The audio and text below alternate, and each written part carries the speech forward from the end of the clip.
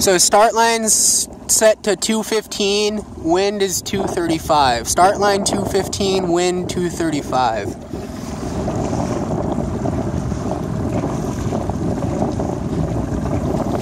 Or 230. 235 was a little to the right, maybe.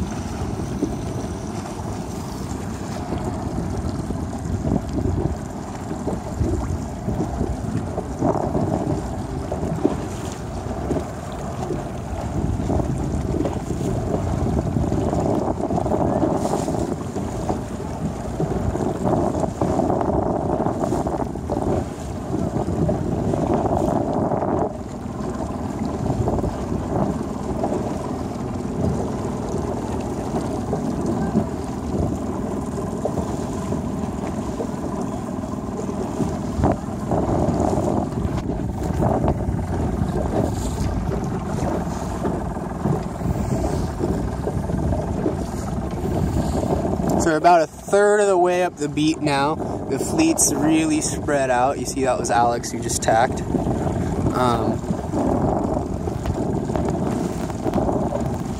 The fleet's really spread out. Here's Ryan over here. Looks like the left side of the course has a lot more pressure, and it looks like the wind is also clocking to the left at the same time. What I'm thinking is that the left side right now is winning by a good bit. There's Scott the DJ. He's just, yeah. So I really, really like where Ryan just put himself. He's the farthest boat left on the fleet right now. Light air, Marina del Rey. We had no wind at all a little bit ago, so the pressure's probably going to start to fill from the left. Ryan's in a very, very, very strong position. He's also in a very risky position because he's fully leveraged out all the way on the left side, right? So if the wind goes right, he's in a really, really bad spot, but I think it'll work out well for him. So I got a wind reading at 235, 240 right now, which I think is a little bit right of, I forget what the number I had earlier in this race was right off the start. I think that's like a 5-degree righty. But it looks like the guys on the left are slow and dead breeze, and the guys on the right are slow and light air, and the guys on the left have good breeze. So it seems to the guys on the left on port tack right now as if they're lifted just because they have more pressure. So more pressure, you can point a little bit higher. So what Ryan just did there could be really smart. If we are indeed in a 5-degree righty, oh, he's just taking a clearing tack. Yeah, I don't mind getting really far out to the left right now, early in the day in Marina del Rey. It's usually the right place to be. Usually it works out really well. The pressure just hits the left side of the course first and then fills in across. So it looks like this group, these 3 or 4 guys on port right here seem 5 degrees higher than everyone else on port farther to leeward than them. They look like they have really good speed, and they look like they're pointing pretty high. I don't have the best perspective right now. I'm a little too far to leeward, so it might not be as good as it looks, but I think they're doing well. So here's a more balanced perspective. I'm looking, camera's probably pointing on a beam reach right now, perpendicular to the wind direction. So it's actually really close. The guys, there's a couple boats on the right now that look really good. They might even be crossing. So what I would guess is there's going to be 5 boats out of the far right and 5 boats out of the far left at the top mark, and it's going to be whoever wins their side of the course. Sometimes it doesn't matter if you go right or if you go left. It matters how well you go, the way you go. Okay, are you staying on the lifted tack the whole time on your side of the course? Are you winning your side of the course? So sometimes you can pick the wrong side of the course, but if you win the wrong side, there's only 5-10 people from the other side ahead of you when you get to the top mark. That one guy looks launched out of the right. I'm not sure who that is.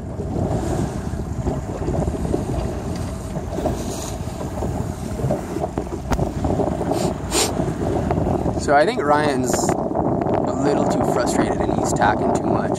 He just tacked onto port, and then this guy just leave out, and he's probably going to have to tack back here unless he can hold that lane. But I don't think he wants to live in that lane. It looks like a thin lane. So yeah, he just tacked out. So he seems a little flustered and maybe not in phase, but he's got clear air and good boat speed, so he hopefully should work out okay. He's going to need a 5-degree lefty right now. Would really help to get him across that big pack of boats coming out of the right. That looks pretty good. I think he might. Can't tell if he's crossing most of those guys or not. There's definitely those 4 or 5 guys crossing everyone out of the right are launched on it.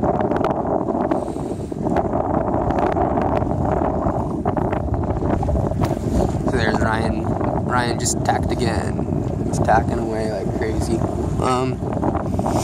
If he was in a header and he was getting crossed by all of those guys, then maybe that was the right thing to do. Dig back farther left and try to find a lefty at the top instead of taking all the transoms early.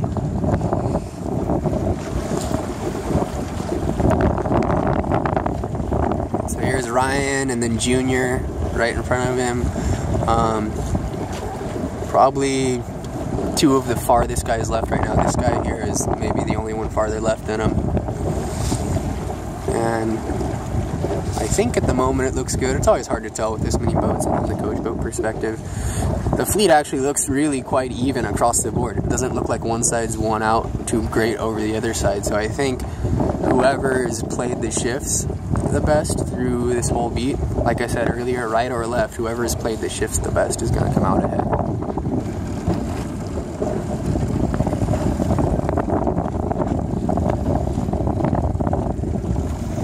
So Ryan's tacked out to come hard left again, even one more time. The one thing I like about staying to the edge of the fleet and not consolidating and taking the transoms is that it keeps your opportunities open until the last minute, right? So if Ryan got a 5-degree lefty right now, he could cross into the top 5 of the fleet here. Scary thing is, a 5-degree righty would put him in 20th. So going out to the corner versus going towards the middle of the course is a risk versus reward calculation you gotta kind of think of. But typically at this venue, the top left coming into this mark is definitely historically at this time of day, to me, it seems like a really powerful, strong position to be in. But at the moment, I think these guys on the right look lifted and probably crossing. So this is Justin from CBYC in first right now. He started at the boat, and I think there was a righty in the beginning of the race. He crossed the whole fleet and got middle left, and then went from far right of the fleet at the boat end to middle left and tacked on port. So covering the fleet, which worked really well. Ryan's not looking too good. This whole top pack out of the right came out really well. Here's Liam up here looking like he's in 5th or 6th-ish.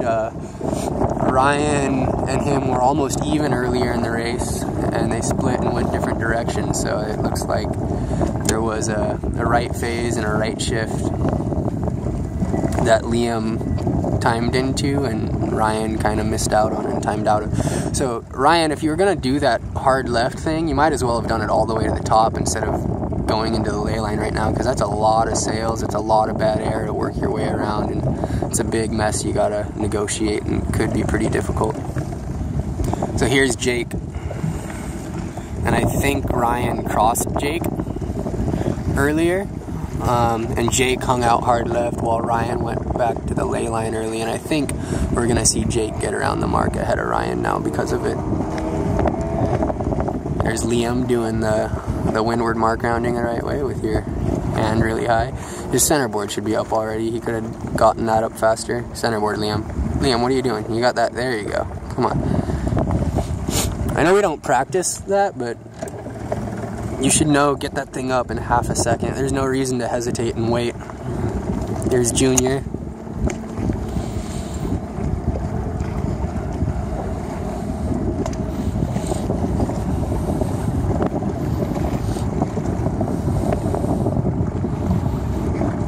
Here's Jack looking great. Jack, you gotta not let your sprit be too loose ever like that. It's been like that all week in practice. Those wrinkles from the top of your mast to the end of the boom are not okay, and you know what the solution is. It's more sprit, right? We already know that. Here's Oliver's gotten around in a good spot, and here's Jake right in front of Ryan. So Ryan should have stuck to his strategy of hard left a little bit longer, and I think it would have paid out better for him.